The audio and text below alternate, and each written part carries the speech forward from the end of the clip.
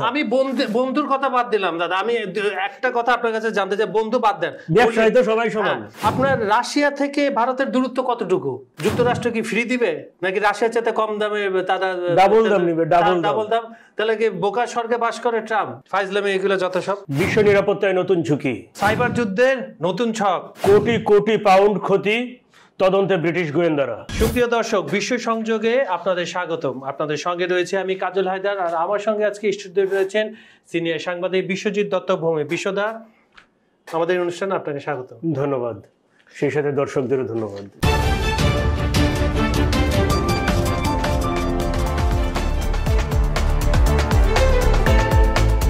আপনি দর্শকদের কথা বলেছেন, আমি দর্শকদের কমেন্টগুলো পড়ে মূল অনুষ্ঠানে ফিরে যাই। আব্দুল কাইয়ুম নামে আমাদের এক দর্শক লিখছেন, পাক সেনাবাহিনী একগুচ্ছ লোভী জেনারেল দ্বারা পরিচালিত, পাকিস্তানের জনগণের প্রধান বিপদ এটাই, তাই পাক বাহিনীর মধ্যে একটা বড় আকারে সংস্কার জরুরি। আপনাকে বলে রাখা হলো, গতকাল আরেকজন গেস্টের সাথে আমি পাকিস্তান, আফগানিস্তান, ভারতকে নিয়ে একটা এপিসোড করেছিলাম, ওইটারই বলেছেন। ধন্যবাদ। আজকে কিছু বিষয় নিয়ে আলোচনা করবো। আচ্ছা, আমরা বিষয়টাকে উনি টেনে নিয়ে আসছে, আমরা হচ্ছে যে সেই হিসাবে মধ্য এশিয়ায় যে নতুন অস্থিরতা সৃষ্টি হচ্ছে সেটা নিয়ে আমরা কিছু আজকে আমরা আলোচনা করব। ঠিক আছে, ধন্যবাদ দর্শক। এমডি দেলোয়ার নামে আমাদের আরেক দর্শক লিখছেন, ইউক্রেন যুদ্ধ লাগানো হয়েছে সিরিয়াকে কন্ট্রোল করার জন্য, এখন ইউক্রেন গলার কাটা হয়ে গেছে আমেরিকা, ইউকে, ইউ এর কাছে। ধন্যবাদ। আমরা আসছি সেই বিষয়টা নিয়ে দর্শক আজকে আপনাদের সাথে আলোচনা করব আশা করছি। দেববর্ত মহতা নামে একজন দর্শক খুবই ইন্টারেস্টিং একটা কমেন্ট করেছেন, আগে আমি টিভি বন্ধ করে একটি গণমাধ্যমের বাংলা শুনতাম, এখন আপনার সংবাদের অপেক্ষা থাকি, আমি বিদেশি কিন্তু আমিও বাংলাভাষী। ধন্যবাদ আপনাকে।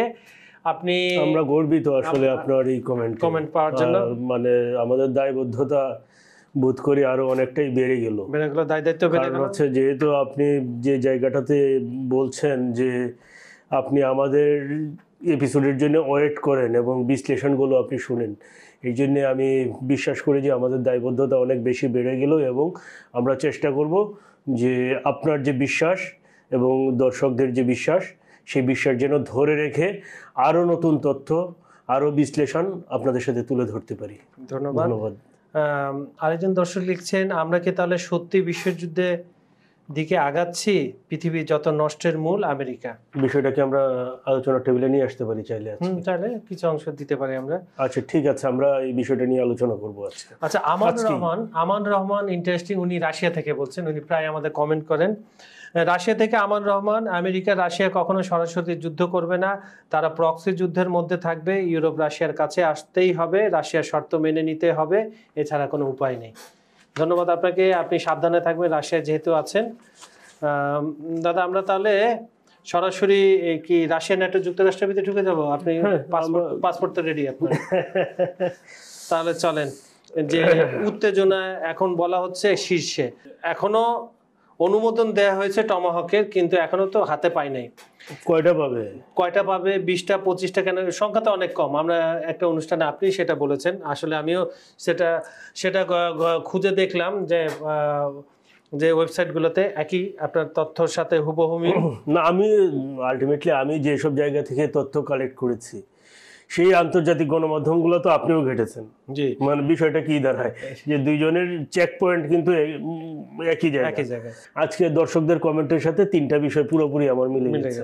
দেখেন, যদি এক কথায় বলতে চাই তাহলে হচ্ছে পুতিনের পরিকল্পনা মাফিক ইউক্রেন যুদ্ধ আগাচ্ছে। আপনি যদি আমাকে বলতে চান যে কেন, রাশিয়ার কিছু কৌশল আমি আপনার কাছে তুলে ধরি। একটা হচ্ছে কি, রাশিয়া তার যে নতুন অস্ত্র, সেই অস্ত্র কিন্তু কম ব্যবহার করছে। আচ্ছা, সে নতুন কৌশলটা কি? যুদ্ধকে দীর্ঘায়িত করা। এর জন্য কি ছোট সস্তা ড্রোন ব্যবহার করছে। দেখবেন যে সপ্তাহে হয়তো 1 দিন 2 দিন মিসাইল দেয় রাশিয়া, বাকি কিন্তু ড্রোন দিয়ে চালাচ্ছে। আর মজার বিষয় হচ্ছে কি, এই যে ড্রোনগুলা, এইগুলা যে অ্যাসেম্বলিং করছে, হ্যাঁ, আপনি বলতে পারেন এইগুলো এক ধরনের ইলেকট্রিক বর্জ্য যেগুলা, হ্যাঁ, এইগুলা থেকে সংগ্রহ করে ওই জিপিএস কমিউনিকেশন দেখা গেছে যে জার্মানির জিপিএস কমিউনিকেশন, যুক্তরাষ্ট্রের ইউএসবি মিডি সেন্সর চিপ বা জাপানের লেন্স, এই যে এইসব জিনিসগুলো, হ্যাঁ এইগুলো তো সেকেন্ডারি, মানে এগুলো ইউজড প্রোডাক্ট, রাইট? এইগুলো দিয়ে সস্তায় হচ্ছে কি ড্রোন তৈরি করে এইগুলো দিয়েই হামলা করছে। এখানে কি কোনো রিভার্স ইঞ্জিনিয়ারিং এর ব্যাপার? তা তো আছেই। তো এইগুলো তো ব্লুপ্রিন্ট বের করেই তারপরে করছে। এখন যেটা হচ্ছে এর ফলে যেটা হচ্ছে নতুন অস্ত্রের যে মজুদ রাশিয়ার সেইটা কিন্তু বাড়ছে, কারণ নতুন অস্ত্র যেহেতু খরচ হচ্ছে না। হ্যাঁ, ধরেন যে উৎপাদন তো বন্ধ নাই, উৎপাদন পুরোদমে চলছে, এইটা একটা। হ্যাঁ, এখন যে রাশিয়া যে কাজটা করে কিছু শহরে যেগুলো কৌশলগত গুরুত্বপূর্ণ শহর, এইগুলোতে মাঝে মাঝে বড় হামলা করে, বিদ্যুৎ কেন্দ্রে হামলা করে বা অবকাঠামো হামলা করে, তেলের ডিপোতে হামলা করে, কেন বা বন্দরে হামলা করে। কেন এইগুলা করে? এইগুলো হচ্ছে কি শক্তি প্রদর্শন, যে আমরা কিন্তু দুর্বল হয়ে নেই। হ্যাঁ, জানান দেওয়া, এইগুলো হচ্ছে জানান দেওয়া যে আমরা ঠিক আছি। আর আরেকটা জিনিস হচ্ছে এতে, যেটা হচ্ছে কি ফলে যেটা হচ্ছে যে সহজে রাশিয়ার উপরে যে নিষেধাজ্ঞা দিতে পারতেছে না। সম্প্রতি কিন্তু কোনো নিষেধাজ্ঞা নাই রাশিয়ার উপরে, কারণ এই নিষেধাজ্ঞা এড়ানোর জন্য, যে এইগুলো তো নিষেধাজ্ঞা এড়ানোর জন্য, কারণ এইগুলো তো রাশিয়া কার কাছ থেকে বেশি পাইছে এটা তো রাশিয়া বলবে না, যে বিক্রি করছে সেও বলবে, তার ব্যবসা বন্ধ। এখন দেখেন তাহলে কি হবে, তৃতীয় দেশ বা নতুন উপায়ে যে অস্ত্র সরঞ্জাম তৈরি করছে, হ্যাঁ এইগুলা হচ্ছে কি, এইগুলা তো রাশিয়ার কৌশল। আরেকটা বিষয় আছে যে এই যে এতে হচ্ছে কি ইউক্রেনে যেটা হচ্ছে পশ্চিমা অস্ত্র সরবরাহের চাপ বাড়ছে, কিন্তু পশ্চিমা উৎপাদন তো সেই রকম ভাবে বাড়ছে না। বাড়ছে কি, কারণ যা উৎপাদন করে তাই তো ইউক্রেনকে দিয়ে দিবে না, সেটা তো তাদের নিরাপত্তার জন্য দরকার আছে। কারণ এখন তো বিষয়টা পুরো ইউরোপে ছড়ায় গেছে, সেটাই আমি বলতে যাচ্ছি। ফলে যেটা হচ্ছে কি যে পরিমাণ অস্ত্র উৎপাদন করবে, বিশেষ করে আধুনিক অস্ত্র যেগুলা, এইগুলো তো ইউক্রেনকে দিবে না। কারণ হচ্ছে কি জেলেনস্কি বিশ্বাস করে না, জেলেনস্কি রেকর্ড আছে আমেরিকা থেকে অস্ত্র আইনে বিক্রি করে দেয়, তুরস্কের কাছে বিক্রি করছে, এটা একদম স্পষ্ট। পশ্চিমাদের যে দীর্ঘমেয়াদী সাহায্য দেওয়ার যে সক্ষমতা ইউক্রেনকে, এইটা তো ধীরে ধীরে চাপ সৃষ্টি করবে নাকি। এইটা হচ্ছে নেটোভুক্ত দেশগুলোর যে মানুষের যে মন মানসিকতা, সেইখানে কিন্তু প্রভাব ক্রিয়েট করবে। আলটিমেটলি এইসব দেশের তো সরকারকে টিকে থাকতে হবে, রাজনৈতিক নেতাদের তাদেরকে ম্যান্ডেট তো ধরে রাখতে হবে। ফলে হচ্ছে কি এই ইউক্রেন যুদ্ধকে দিনের পর দিন সাপোর্ট দেওয়ার কারণে হচ্ছে কি এই যে মানুষের যে আপনার ম্যান্ডেট, এই ম্যান্ডেট কিন্তু কমে আসছে, নেতাদের প্রতি সমর্থন কমে আসছে। ফলে তার এটা কিন্তু আমরা দেখেছি এর আগে, এই কিছুদিন আগেই কয়েকটা নির্বাচনে কিন্তু আমরা একদম স্পষ্টই দেখেছি যে এক সময় যেসব নেতাদের জনপ্রিয়তা বেশি ছিল তারা কিন্তু এই যুদ্ধের কারণে তারা ফেল করেছে নির্বাচনে। অথচ মজার বিষয় হচ্ছে এইসব দেশে কিন্তু যুদ্ধ হচ্ছে না, কিন্তু জড়ায় গেছে বলে যুদ্ধ হচ্ছে না। কিন্তু যেটা হচ্ছে এই যে বললাম, হ্যাঁ এই কারণেই বলছি, এই যে ভূ রাজনৈতিক পরিস্থিতিতে যে টালমাটাল একটা পরিস্থিতি ইউরোপের দেশগুলোতে, হ্যাঁ সেইটা তো প্রভাব ফেলছে জনমানুষের উপরে। স্বাভাবিক, জনমানুষ তাদের নেতাদেরকে বেছে নিচ্ছে না। কেন বেছে নিচ্ছে না? কারণ তারা এখন যুদ্ধ চাচ্ছে না, তারা এখন নিজেদেরকে নিয়ে সীমিত। কারণ আমার ট্যাক্সের টাকা আমি যদি আপনাকে দিয়েই যাই বছরের পর, আমি কি পেলাম? আমার কি উন্নয়ন হলো? আমার জীবনযাত্রার মান তো আপনি বাড়াইতে পারেন না। এই কারণেই বললাম যে তাহলে দেখেন, তাহলে যে যুদ্ধটা কিন্তু পুতিন যেভাবে চাচ্ছে সেইভাবেই হচ্ছে, যে এখন পর্যন্ত আপনি সেটাই বলতে পারেন। সেটা কি হচ্ছে, যুদ্ধকে দীর্ঘস্থায়ী করছে, আর এইটার প্রভাব কিন্তু ইউরোপের প্রত্যেকটা দেশে পড়ছে। এখন তাহলে দেখি, যদি আমি এক কথায় যদি আমি বলি যে তাহলে যুদ্ধটা কি, রাশিয়া ধারাবাহিকভাবে আক্রমণ করছে, ছোট ছোট আক্রমণ করছে, পশ্চিমা প্রযুক্তিকে জেমিং করছে, হ্যাঁ নিষেধাজ্ঞা এড়ানোর জন্য হচ্ছে কি সেকেন্ডারি পার্টস দিয়ে ড্রোন আবিষ্কার করে ওইগুলো দিয়ে হামলা চালাচ্ছে। এতে হচ্ছে রাশিয়ার যুদ্ধের খরচ অনেক কমে গেছে। আরেকটা জিনিস হচ্ছে পশ্চিমারা পড়েছে দ্বিধায়, যে তাদের যন্ত্রপাতি এইভাবে তাদের প্রযুক্তি হ্যাক হয়ে যাচ্ছে বা তাদের প্রযুক্তি চুরি হয়ে যাচ্ছে, হ্যাঁ এইটা নিয়ে পশ্চিমারা পড়ছে দ্বিধায়। ফলে কি হচ্ছে, হ্যাঁ যুদ্ধে এই যে পশ্চিমাদের যে অবস্থানটা, এই অবস্থানে এখন মোটামুটি টালমাটাল। ইকোনমি কি হচ্ছে, আপনার তাদের এই পশ্চিমা নেতাদের রাজনৈতিক সমর্থন কমে যাচ্ছে, অস্ত্র সরবরাহ সীমিত করতে, ইউক্রেনে অস্ত্র সরবরাহ সীমিত করতে বাধ্য হচ্ছে। আর কি হচ্ছে, সিদ্ধান্ত নিতে তো দ্বিধাগ্রস্ত, এটা একবার আমরা বলেছি। হ্যাঁ, এই যে কৌশল, এই কৌশলে তার পরবর্তী পদক্ষেপগুলো কার্যকর করতে তাদের সহজ হয়ে যাচ্ছে। ফলে যেটা হচ্ছে, হ্যাঁ, পশ্চিমাদের তো অস্ত্রগুলা বারুদ সরবরাহ সীমিত করতে বাধ্য হচ্ছে, একই সাথে নিজেদের দেশের জন্য যে উৎপাদন বাড়াবে সেইটাতেও কিন্তু তাদের মনোযোগী হতে হচ্ছে। আমি যে প্রশ্নটা আপনাকে করতে চাচ্ছিলাম এই সেগমেন্টের মধ্যে, সেটা হচ্ছে আপনার এই যে বললেন যে পুতিনের মতোই এখন পর্যন্ত হচ্ছে দীর্ঘমেয়াদে, মানে যুদ্ধটাকে টেনে নিয়ে যাওয়া যতদিন সম্ভব।